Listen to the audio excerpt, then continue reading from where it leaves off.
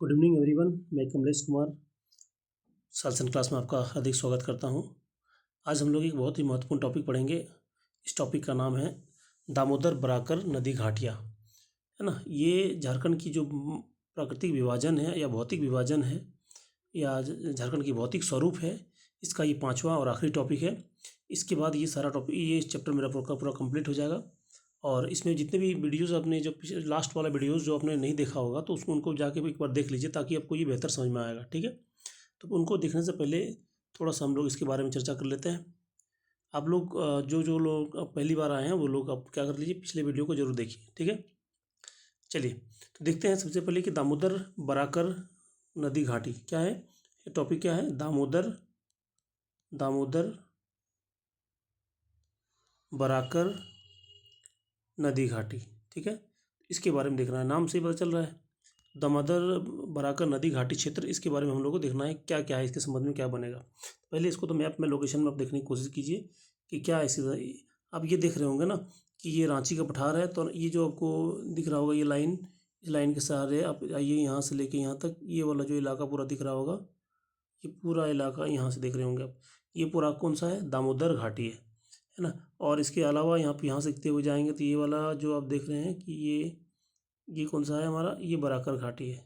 हालांकि बराकर घाटी और ऊपर जाएगी, है ना। आप यहाँ से जाएंगे तो और पूरा बराकर नदी तो यहाँ से आएगी पूरा, तो ये वाला इलाका आ जाएगा, है ना। और यहाँ से लेके यहाँ तक आएगा। ठीक है, ये आपको ध्यान रखना है। तो इसी के बारे में हम लोग को पढ़ना है। तो यहाँ से गौर से देखिए, पहले कलर के हिसाब से देखिए, कलर सबको देखने में समझ में आ जाएगा कि जो पश्चिम वाला जो क्षेत्र है, इस क्षेत्र में देख रहे हैं कि ब्राउन अधिक है, और पूर्वी वाले इलाके में क्या है? हरा अधिक है।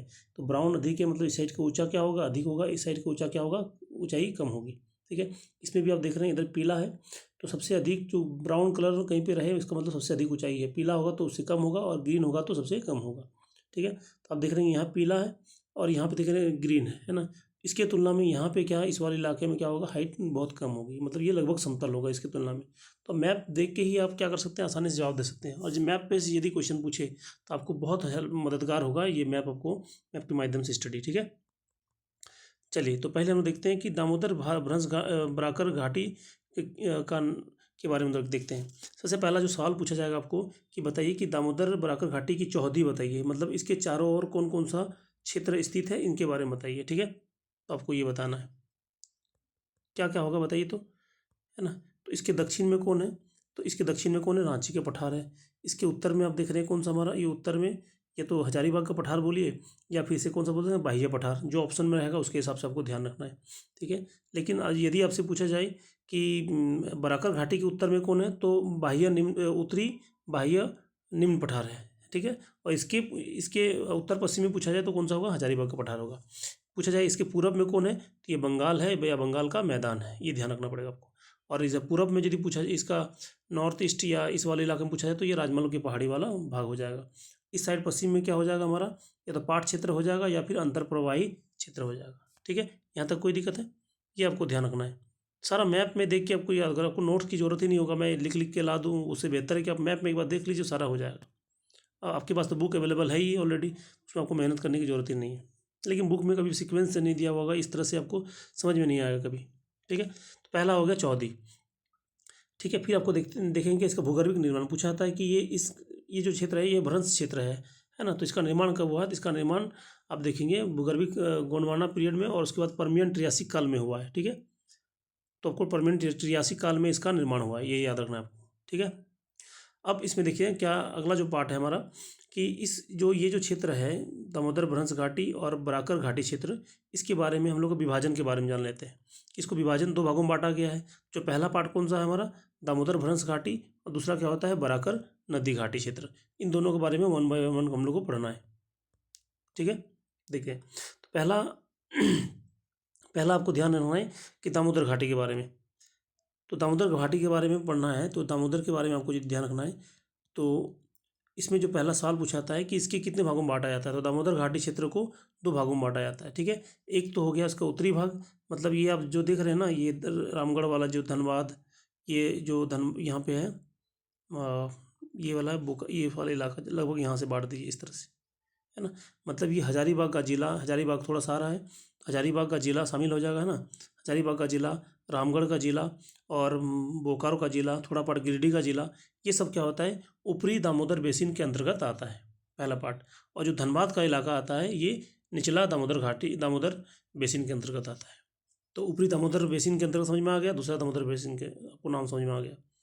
दूसरी बात क्या है, ऊपरी दामोदर घाटी या ऊपरी दामोदर बेसिन को किस नाम से, दूसरे नाम से जाना जाता है, इसका दूसरा नाम क्या है, आप मैप में देखिए यहाँ पे ये लिखा होगा रामगढ़ और पतरातू, है ना, इसलिए इसे रामगढ़ पतरातू प्रदेश के नाम से भी जाना जाता है। किसे, ऊपरी दामोदर घाटी को, ठीक है। निचला दामोदर घाटी का कोई स्पेशल नाम नहीं है, क्योंकि वो सिर्फ और सिर्फ क्या है, हमारा धनबाद में स्थित है या धनबाद में अवस्थित है, ठीक है। अब पूछा जाए कि दोनों के बारे में कंपेरिजन कीजिए कि इसकी ऊंचाई कितनी है, इसकी ऊंचाई लगभग है 1000 से लेके 1500 फीट, 1000 से लेके 1500 फीट के बीच है, तो उसे ऊपरी दामोदर घाटी कहा जाता है। और जो 1000 से नीचे है वो निचला दामोदर घाटी के नाम से जाना जाता है। विस्तार मैंने बता चुका हूँ, हजारीबाग, गिरिडीह, बोकारो और रामगढ़ वाले क्षेत्र में। इसका ढाल कितना है, आप ढाल यदि जाएंगे तो ढाल आपको मिलेगा, इसका ढाल लगभग 3 डिग्री है ना, और इसका 3 डिग्री से नीचे वाले का, इसका 3 डिग्री से कम है, या फिर वो लगभग समतल प्राय मैदान है। ये क्या है, लगभग मैदान है या समतल प्राय मैदान है, ये ध्यान रखना है, ठीक है। दोनों कंपेरिजन हो गया, इसमें कोई दिक्कत नहीं है। अब हम लोग देखते हैं आगे। अब इसी तरह से मान लीजिए आपसे पूछा जाए कि बराकर नदी घाटी का आपको यदि तुलना करना है, तो बराकर नदी घाटी को भी 2 भागों में बांटा गया है। ये आप देख रहे हो, ये कौन सा है, ऊपरी बेसिन है, और ये क्या है, निचला बेसिन है, ठीक है। तो ऊपरी बेसिन के बारे में यदि आप जाएँ तो ऊपरी बेसिन तुलनात्मक रूप से ये वाला जो क्षेत्र है ना, ये उबड़ खबड़ वाला क्षेत्र है, ठीक है, और ये तुलनात्मक रूप से समतल है यहाँ पे, तो आपको ध्यान रखना है। तो ये सीढ़ीनुमा हो जाएगा, ये समतल हो जाएगा। तो ये इसका हमारा भौतिक विभाजन है। ये कहाँ पे स्थित है, ये आपको कोडरमा और गिरिडीह क्षेत्र में फैला हुआ है। और ये कहाँ पे स्थित है, निचला दामोदर घाट, बराकर बेसिन, ये धनबाद जिला में स्थित है और जामताड़ा जिला में स्थित है, ये आपको ध्यान रखना है। अब एक चीज़ ध्यान रखना है कि पूछा जाता है, एक सवाल और पूछा जाता है कि दामोदर घाटी क्षेत्र में गहरी या संकरी घाटी का निर्माण कहाँ से होता है। तो आप देखेंगे यहाँ पे हजारीबाग वाला इलाके में क्या है, बड़का गांव है, ये बड़का गांव है, और दूसरा है रामगढ़। तो यहाँ से ये वाला जो क्षेत्र देख रहे होंगे ना, ये गहरी भी आकार की घाटी बनता है इस क्षेत्र में, है ना। अब यदि मैप मेरी बना के दिखाएं तो कुछ इस तरह से होगा, ठीक है। भी आकार घाटी कुछ इस तरह बनेगा, इस तरह से बनेगा। यहाँ पे ये संकरा है, यहाँ पे चौड़ाई क्या है, कम है, लेकिन आप देख रहे हैं यहाँ पे चौड़ाई क्या हो रहा है, दामोदर घाटी की बढ़ जा रही है। इसलिए ये संकरा घाटी का निर्माण किस क्षेत्र में बनता है, बड़का गांव से लेकर, हजारीबाग के बड़का गांव से लेकर रामगढ़ तक बनती है। ये इसका भौतिक विभाजन हो गया। अब हम लोग अगली विशेषता में आते हैं कि दामोदर और बराकर की विशेषताओं के बारे में हम लोग कौन सा हो जाएगा, इसको देखना है। तो आपको विशेषता में आपको पूछा जाए कि क्या क्या विशेषता है। 3-4 विशेषता आपको याद रखना है, इसमें सवाल कई बार पूछा गया है और बहुत पूछे जाने की प्रबल संभावना है। पहला विशेषता क्या हो जाएगा, स्कार्प, ठीक है। स्कार्प का मतलब क्या होता है, आपको मैं यहाँ से मैप के माध्यम से बता रहा हूँ। देखिए स्कार्प का मतलब क्या होता है, जैसे आपको पता होगा कि दामोदर एक भ्रंश घाटी है, और भ्रंश का निर्माण कब होता है कि जब मान लीजिए कोई ज़मीन नीचे धंस जाता है। उसको इस तरह से आप देख सकते हैं, ये मान लीजिए क्या है हमारा, ये है, देखिए ये ज़मीन क्या हो गया, नीचे आने का धंस गया है। जब धंसने के कारण ये क्या हो गया, ये इसी को भ्रंश को बोला जाता है, ठीक है। और ये किनारे वाले को क्या बोला जाता है, इन दोनों किनारे वाले को भ्रंशोत पर्वत बोला जाता है। और कालक्रम में इसका अपर्दन के कारण, अनाच्छादन के कारण इसका रूप बदल जाता है, और ये एक तरह से घाटी बन जाता है। देखिए जैसे इस तरह से, ये इस तरह से निर्माण हो जाता है, देख रहे हैं आप, ये देखिए। अब यहाँ से कौन सी नदी बहती है, दामोदर नदी। अब किनारे किनारे देखिए, तो किनारे किनारे आपको क्या दिख रहा होगा, किनारे किनारे ये इस वाले इलाके में आपको दिख रहा होगा, ये पहाड़ी दिख रहा होगा, इधर पहाड़ी है, बीच में भ्रंश घाटी का निर्माण होता है। तो दामोदर नदी इसी तरह से बहती है ना। तो आपको ये ध्यान रखना है। तो पहली विशेषता क्या हो जाएगा हमारा, स्कार्प। स्कार्प मतलब खड़ा कगार। आप यहाँ पे देख रहे हैं कि नहीं, खड़ा कगार है कि नहीं, स्कार्प बोलते हैं, बोला जाता है, या इसको बोलते हैं खड़ी कगार। ये खड़ा कगार है। तो आप देखेंगे दामोदर घाटी के किनारे किनारे खड़ा कगार मिलेगा आपको, पहली विशेषता है। दूसरी विशेषता क्या है, एकाकी पहाड़ी, है ना। तो आप जहाँ जहाँ देखें किनारे किनारे दिख रहे हो छोटे छोटे, कहीं कहीं ब्राउन ब्राउन दिख रहा है ना, ये दिख रहे हैं, ये वाला ब्राउन ब्राउन दिख रहा है। ये सब क्या है, ये सब छोटे छोटे पठार है। क्या है, ये सब छोटे छोटे पठार है। ये जो ब्राउन ब्राउन दिख रहा है ना आपको, ये क्या है, छोटे छोटे पठार दिख रहा है। ये दूसरी विशेषता हो जाएगा। और तीसरी विशेषता क्या है, एकाकी पहाड़ियाँ। तो आप किनारे में जब देखेंगे कि किनारे में बहुत सारे छोटे छोटे पहाड़ आपको दिखाई मिलेंगे, ये किनारे किनारे, ठीक है। और इन्हीं जो एकाकी पहाड़ी है, इसी का नाम क्या है, डोंगरी और टोंगरी कहा जाता है। या डोंगरी, कहीं कहीं डोंगरी कहा जाता है, कहीं कहीं टोंगरी कहा जाता है, ठीक है, डोंगरी और टोंगरी। आपसे पूछा जाए कि क्वेश्चन मान लीजिए पूछा जाए, जेपीएससी थोड़ा और अंदर पूछा जा रहा है, बहुत बार क्वेश्चन पूछा गया है पहाड़ियों का उसकी संरचना से पूछा जा रहा है, उसका भूगर्भीय संरचना उत्पत्ति से पूछा जा रहा है क्वेश्चन, है ना। जैसे मान लीजिए पारसनाथ के बारे में ऑलरेडी पूछ चुका है कि किस चट्टान से बना हुआ है, तो ये जो डोंगरी और टोंगरी किस चट्टान से बना हुआ है, ये नीस और ग्रेनाइट से बना हुआ है। किससे बना हुआ है? नीस और ग्रेनाइट की चट्टान से बना हुआ है ना। तो नीस और ग्रेनाइट से बना हुआ है, ये आपको ध्यान रखना है। तो नीस और ग्रेनाइट आपको ध्यान रखना है। तो तीन विशेषता मैंने बताया, कौन सा? एक स्कार्फ हो गया, दूसरा एकाकी पहाड़ियाँ मतलब डोंगरी और टोंगरी, और तीसरी विशेषता क्या हो गया? छोटे छोटे पठार। चौथी विशेषता क्या है? आप उसके जानेंगे कि ये जो इसका बेसिन है ना, ये बेसिन किससे बना हुआ है? ये जो उसका दामोदर बेसिन या बराकर बेसिन किससे बना हुआ है? ये बलुआ पत्थर से बना हुआ है। किससे बना है? बलुआ पत्थर से बना है। ठीक है, ये इसकी चौथी विशेषता है। तो चार विशेषता आपको याद रखना, इससे बाहर कुछ भी नहीं पूछा जाएगा, है ना। आप वीडियो को अच्छे से देख लीजिए, तो आपको इसमें बाहर कोई क्वेश्चन नहीं जाना है, बस थोड़ा सा पैसेंस से रखिए इसमें। अगला जो सवाल है हमारा कि इसका एप्लीकेशन क्या है ना, कि इसका एप्लीकेशन क्या है, मतलब भ्रंश घाटी है, दामोदर एक भ्रंश घाटी है। भ्रंश मतलब क्या होता है? ज़मीन का धंसना। ज़मीन धंसने के बाद फिर क्या होता है? वी आकार की घाटी बनता है, इस तरह से अभी मैंने बताया। ठीक है, ये बन रहा है, ये वाला। अब जब कोई वी आकार की घाटी बनती है, इसका मतलब क्या हो गया? इसके जो दोनों तरफ है, दाहिने और बाएं तरफ, इसका लेफ्ट राइट जो साइड है, आप इधर क्या है? नेचुरली बॉर्डर है। इसका मतलब आप यदि सिर्फ इस वाले इलाके में यदि मान लीजिए 10 नदी बह रही है, अब इसको बंद कर देते हैं तो इसमें बांध बनाने की प्रबल संभावना है। इसलिए जहाँ पे भी भ्रंश घाटी होगा उसमें बांध बनाने की प्रबल संभावना होती है, उसमें बांध की बहुत ज़्यादा स्कोप होता है ना, ये संभावना होती है। इसलिए देखेंगे दामोदर नदी पे दामोदर घाटी परियोजना चल रही है। दामोदर घाटी परियोजना के बारे में जानते हैं। दामोदर घाटी परियोजना 1948 में निर्माण किया गया है। इसके अंतर्गत, है ना, लगभग 8 बड़े बांधों का निर्माण किया गया है और एक अवरोधक बांध का निर्माण किया गया है। ठीक है, उनके बारे में हम लोग कभी डिटेल से चर्चा करेंगे, तो अभी इसमें नहीं आ रहे हैं हम लोग। दूसरी बात, पहला एप्लीकेशन क्या हो गया? भ्रंश घाटी है इसलिए क्या है? बांध है। दूसरा क्या होगा? भ्रंश घाटी है इसलिए क्या होगा? उसमें जलप्रपात भी अधिक होते हैं। जलप्रपात कौन कौन सा होता है? हैंगिंग जलप्रपात, है ना, मैं अलग से लिख दे रहा हूँ। देखिए दूसरा पॉइंट कौन सा बताया मैंने? हैंगिंग जलप्रपात। क्या है? हैंगिंग। हैंगिंग मतलब हैंगिंग जलप्रपात या लटकती घाटी जलप्रपात। लटकती घाटी क्या होगा? अभी मैंने बताया था कि जैसे मान लीजिए ये वाला है, देखिए, तो ये भ्रंश घाटी है। अब मान लीजिए यहाँ से कोई नदी आ रही है, ठीक है, यहाँ से नदी जब यहाँ नीचे गिरेगी, ये लटकती हुई जलप्रपात का निर्माण करेगी, इसलिए इसका नाम है लटकती हुई जलप्रपात, है ना। आप लटकती हुई जलप्रपात के अंतर्गत एग्जाम्पल यदि पूछा जाए कि कौन कौन सा एग्जाम्पल होगा, तो एग्जाम्पल है राजरप्पा जलप्रपात, है ना। कौन सा है? राजरप्पा जलप्रपात। कहाँ पे है? रामगढ़ में है। तो राजरप्पा जलप्रपात किस प्रकार का उदाहरण है? लटकती की घाटी जलप्रपात का निर्माण है, ये उदाहरण है।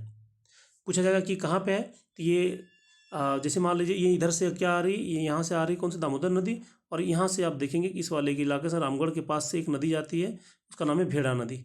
तो भेड़ा नदी जब दामोदर नदी में मिलती है तो ये ऊंचाई से गिरती है, लटकता हुआ प्रतीत होता है, इसलिए इसे हैंगिंग वैली जलप्रपात का नाम से जाना जाता है। किसको? राजरप्पा जलप्रपात को। तो कौन सी नदी के बीच? भेड़ा और दामोदर नदी के बीच, ये आपको ध्यान रखना है। तो दूसरी विशेषता हो, पहली विशेषता हो गया कौन सा? बांध होगा।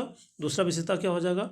हैंगिंग जलप्रपात का निर्माण होगा। और तीसरी विशेषता क्या है? अब जहाँ पे भ्रंश घाटी होगा, भ्रंश होने के कारण, जमीन धंसने के कारण क्या होता है? उस क्षेत्र का जो पेड़ पौधे हैं वो भी क्या हो? दब चुके हैं। दबने के कारण धीरे धीरे कालक्रम में कोयला का निर्माण होता है। इसलिए आप देखेंगे दामोदर घाटी क्षेत्र में, दामोदर घाटी या बराकर घाटी क्षेत्र में क्या होगा? बहुत अधिक कोयला का भंडार पाया जाता है। आपको पता है कि पूरे भारत में लगभग 40% कोयला का उत्पादन कहाँ होता है? झारखंड में होता है। कारण क्या है? दामोदर भ्रंश घाटी।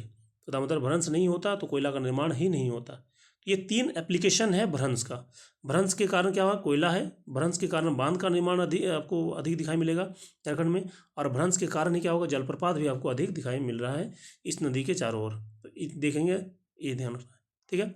चौथा एप्लीकेशन हम देखते हैं। चौथा आप देख रहे हैं, अब देखिए जहाँ पे भ्रंश होगा तो भ्रंश के कारण ही क्या होता है? घाटी होता है या घाट होता है ना।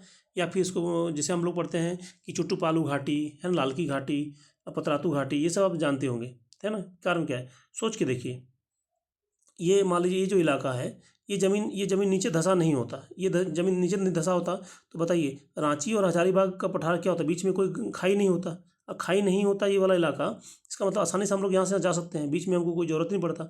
लेकिन अभी वर्तमान में क्या है, ये हमको अभी रांची के पठार से मान लीजिए किसी व्यक्ति को हजारीबाग जाना है, हजारीबाग पठार में, तो पहले रांची से आपको नीचे उतरना पड़ता दामोदर भ्रंश घाटी में, फिर दामोदर घाटी से फिर ऊपर उठना चढ़ना पड़ता है, कहाँ पे, ये हमारा हजारीबाग पठार में।